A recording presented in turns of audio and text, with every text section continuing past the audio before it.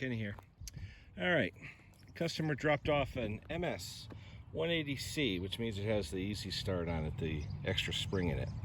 So he said, I can't get it started. It ran a while ago. Don't know what a while ago means. So first thing I did, took a look around the saw. Saw's in nice shape. There's no real scuffs or anything on it. It's in real nice shape. But if you notice, hey, yeah, that chain's on backwards. I don't know how good a cut he could have got.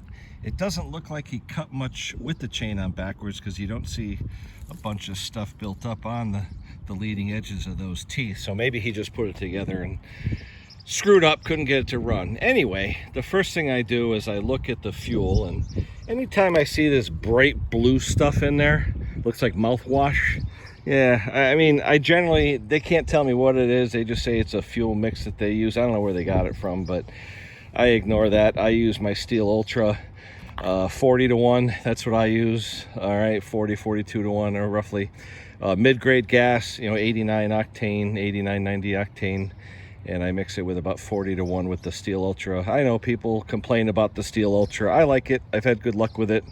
Anyway, I took off the gas cap. I took off the fuel filters. Looked like new because this saw's not that old. I put my Mighty Vac on it, blew it up to 10 psi. Everything held. First thing, I wanted to make sure the fuel line didn't have any holes in it or anything. Okay. So then, second thing I did, I said, all right, let me get rid of that fuel. I put my fuel in. Okay. And I pulled and pulled, nothing. So I took out my spark checker and I put that on. Spark is good. Like I said, this thing doesn't have much use at all, really, to be honest.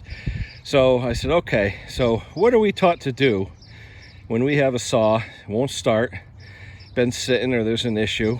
I said, well, could it be flooded? And I looked at the muffler. Well, there wasn't really any fuel or anything coming out of the other end, but I said, well, I remember Donnie Boy always saying, hold the throttle wide open and just keep pulling. All right, that's what I did.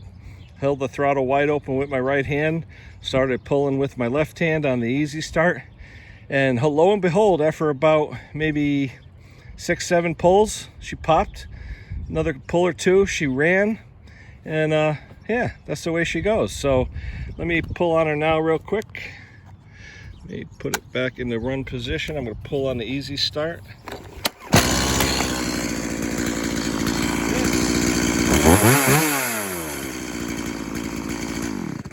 Yeah, like new. So I got that chain around. Now this thing has one of those weird chain adjusters, and they're not bad. I mean, don't get me wrong. They're nice for someone who doesn't have tools and all that stuff.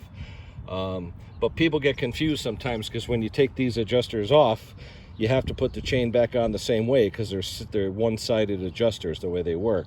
And some people get irked when you try and flip the chain over. You have to move the mechanism and then the steel's upside down. Oh, but you put the bar on wrong. No, I put the bar on upside down so you can get even wear on both sides. People don't understand that. So I'm gonna put this chain back on and call him up. He's a landscaper, local guy in the area. He cuts grass, and I'll call him up and a few dollars for my time. But for the most part, if it won't start, if it hasn't run, get rid of what they have. Never trust what the customer says they have for fuel. I don't trust what they say they have or what they use. And put your fuel in. Check to make sure the fuel line doesn't have any tears or anything in it. It's holding pressure. And then if it still doesn't start on the first few pulls, wide open throttle, just keep going. Boom, boom, boom, nice and easy. And hopefully you'll get it to go. This way I don't have to take anything else apart. The air filter had a little bit of dust on it, but not too bad. But we'll get this back to the guy. He'll be back going. All right, guys, that's it for now. Catch me on my Saturday live stream at 2 p.m. Eastern. You got any questions about anything with 2-stroke, 4-stroke, small engine, ask us on our live stream. We'd love to hear from you. All right, guys? All right, we'll talk to you soon. You're probably saying, Kenny, what about that bar? What were you talking about? Well, what I was talking about is basically on one of these roller type adjuster bars, okay, when you turn this thing right here, the wheel, it walks the bar back and forth, okay? But this is a one-way adjuster, meaning it has to go on either on the front or on the back. You can see the screw there where it screws into it, okay? You could either mount it on this side of the bar or this side of the bar. When you mount it on this side of the bar, the Stihl name is up, okay? And if you notice, he's worn away some of the paint. Oh, you're burning the chain. No, that's the factory heat treat and all that. Okay, he's got a little bit of a burr on here. I'll take that off. But what I like to do is I like to take this, unscrew it, flip it around, put it on this side, and then run it this way. Then they bitch and, oh, my bar's upside down. In this case, the bar's in really good shape. I'm just going to take the burr off a little bit with a file, and I'll put it back. But just so you know, if you have this on and it's on this way, you can mount the bar the other way to take advantage of bar wear, but you're going to have to move this adjuster, okay? Another thing that I always do before I give a saw back to somebody, let's make sure it's oiling. And you can see from here that stain on the bottom. It was oiling, but I'll show you that it is oiling.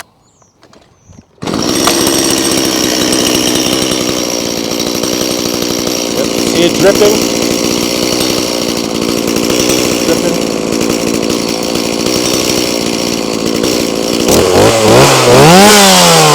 Oh yeah. Look at that big glob of oil. There you go. Big glob of oil. She's oiling good.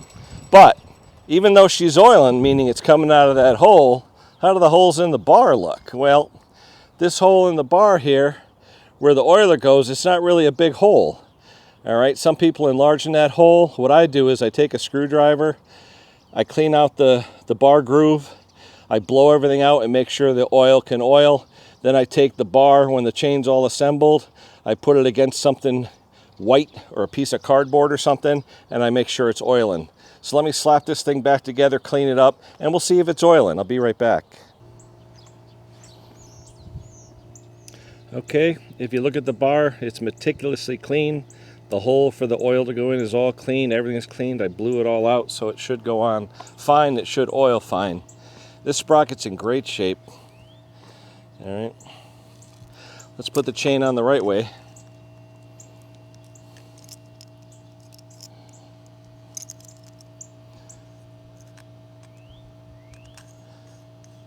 We'll move the adjuster so it's all the way with the bar back, so you're able to put the chain on. We'll put the chain, oh, sticky bar. We'll put the chain on. All right, we're able to put the adjuster on. It's very, very sloppy. That way we can get it going. Now we can adjust the adjuster, and if you see as I'm adjusting it, see how it's pulling up on the chain? That's what you want. All right. You pull up on the chain. You see that? Pulls up nice and tight. So get it fairly snug, not too snug. Just like that. Now you can put the cover on it. This cover's got a little bit of schmutz in it. I'm going to blow it out. Be right back. Okay, chain adjuster's all nice and clean. This pin goes into this hole.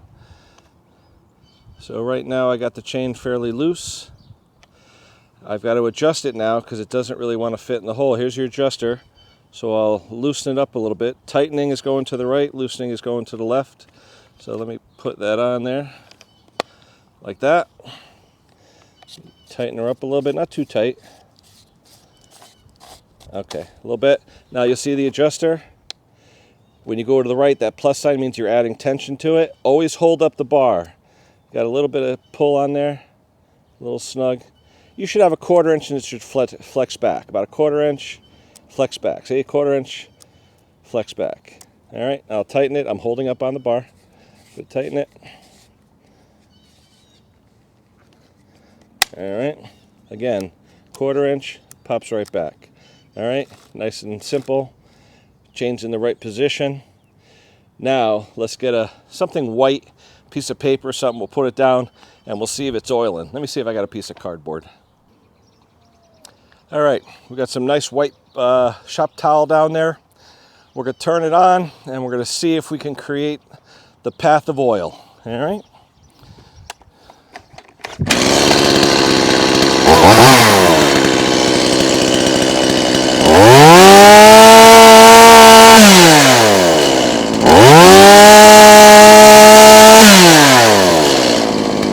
Look at that. That's what you want to see. A nice path of bar oil going down on the paper. All right. So now we got an adjusted chain. We got the oiler all set. We got the oiler oiling. We got it running great. This saw is ready to go back. All right, hopefully I've explained everything to you guys about one of these saws with those not self adjusters, but easy adjuster, no tool required. We'll say toolless adjusters. So that'll be it for now, guys. We will talk to you soon.